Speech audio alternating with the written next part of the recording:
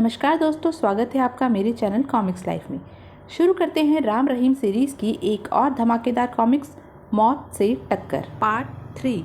मैं मरते दम तक हथियार डालने का फैसला नहीं करता, लेकिन सवाल मिस्टर रहीम की ज़िंदगी का है, जो कि इस समय हमारे मेहमान हैं और इनकी ज़िंदगी खतरे में डालने का हमें कोई हक नहीं।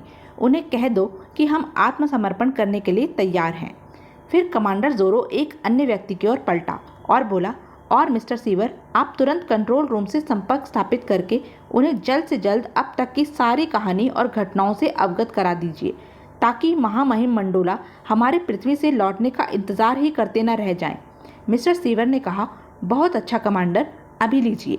कमांडर जोरो के आदमी ने तुरंत अपने ग्रह के अंतरिक्ष कंट्रोल से संपर्क करके सारी स्थिति की सूचना दे दी, जबकि उनके आत्मसमर्पण करते ही वार टॉम के यान उनके यान को अपने घेरे में लिए अपने ग्रह की ओर बढ़ चले थे।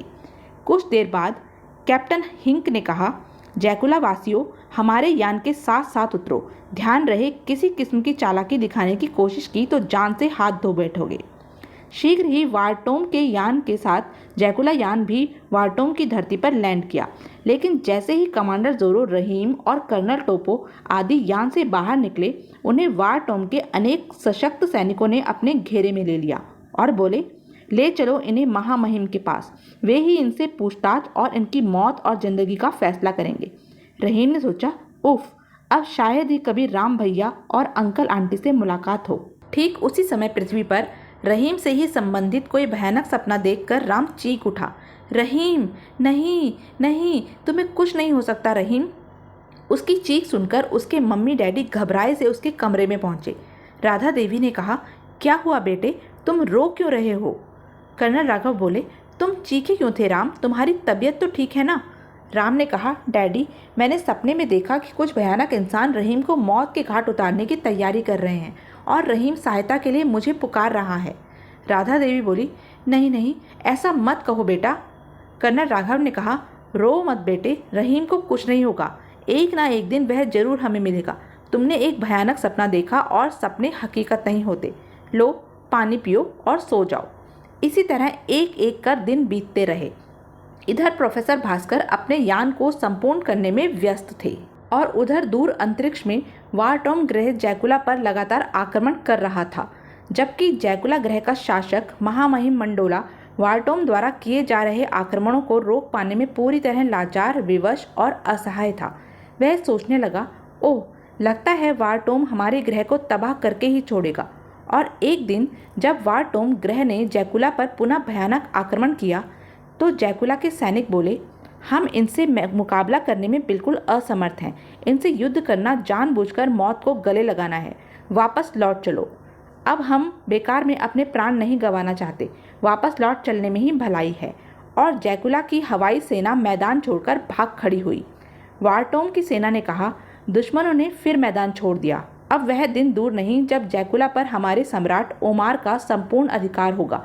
चलो, वापस लौट चलो। जैकुला का एयर मार्शल पियानो महामहिम मंडोला से मिला और बोला, महामहिम, बार बार की हार और जानी नुकसान से हवाई सेना का मनोबल पूरी तरह टूट चुका है, अतः वह वारटॉम से युद्ध करने अथवा मुकाबला करने के लिए कतई तैयार नहीं।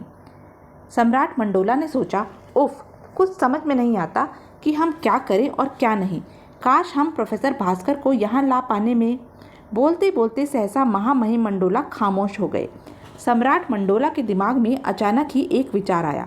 वह सोचने लगे, कमांडर जोरो ने अपने अंतिम संदेश में बताया था कि मेरी दी हुई अंगूठी उसने प्रोफेसर भास्कर के ही परिचित एक लड़के राम को सौंप दी थी, जिसका साथी उसके ही पास अमानत के रूप में रह गया था।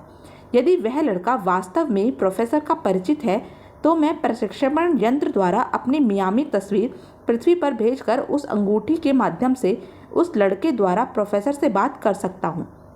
मार्शल पियानो ने कहा, आप क्या सोचने लगे महामहिम? सम्राट मंडोला बोले, सुनिए मार्शल, हमारे दिमाग में एक विचार आया है। कमांडर जोरो के अंतिम संदेशानुसार। फिर वह मार्शल पियानो को अपने विचारों से अवगत कराने लगे। सुनकर मार्शल पियानो हर्ष से उछलता हुआ बोला, आहा, महामहिम, यह बात आपने पहले क्यों नहीं बताई?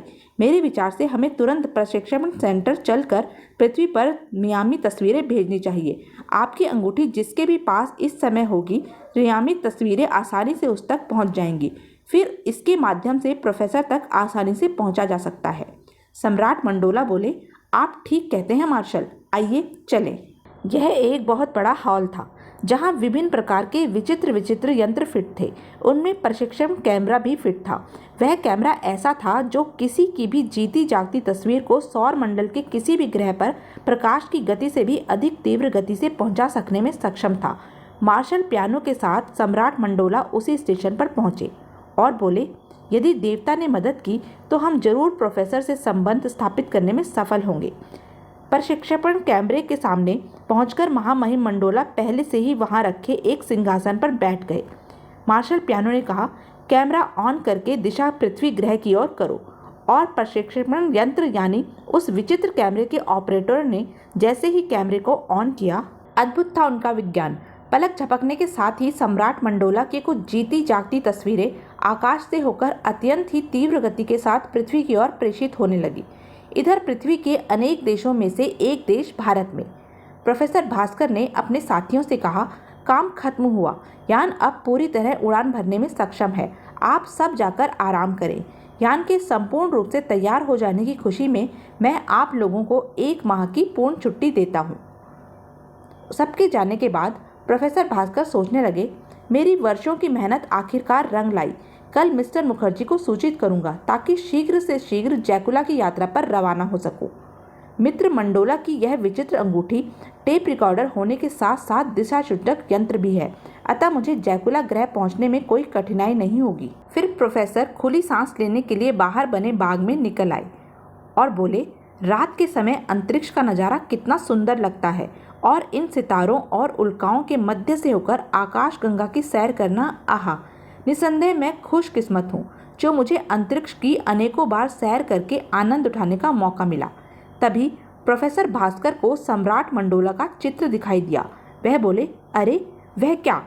वह वास्तव में महामहिम मंडोला की मियामी तस्वीर ही थी जो ठीक प्रोफेसर के सामने पहुंचकर वायुमंडल में स्थिर हो गई। प्रोफेसर भास्कर ने कहा, सम्राट मंडोला। सम्राट मंडोला बोले, आह भास्कर, देवता का शुक्र है कि तुम मिल गए। शायद तुम मुझे इस अवस्था में अपने सामने देखकर आश्चर्यचकित हो रहे होंगे मित्र।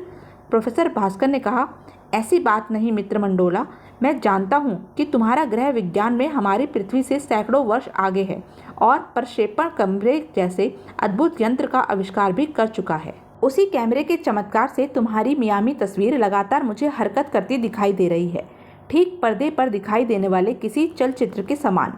सम्राट मंडोला ने कहा, वाह, निसंदेह तुम्हारे मस्तिष्क का कोई जवाब नहीं। प्रोफेसर भास्कर बोले, लेकिन मित्र मुझे इस बात का आश्चर्य भी है कि तुम मेरी इस प्रयोगशाला तक पहुंच कैसे गए। सम्राट मंडोला ने कहा, तुम्हारी उंगली में पड़ी अपनी अंगूठी की मदद से। सुनो प्रोफेसर, मुझे तुम्हारी सहायता की सख्त आवश्यकता है। मैं चाहता हूं कि तुम किसी प्रकार मेरे ग्रह पर आ जाओ और दुश्मनों से निपटने में मेरी मदद करो। प्रोफेसर भास्कर ने कहा, तुम्हारा संदेश मुझ तक पहुंच गया था मित्र, लेकिन मुझे आश्चर्य है कि तुम्हारे आदमी मुझसे मिले बगैर अचानक वापस क्यों लौट गए।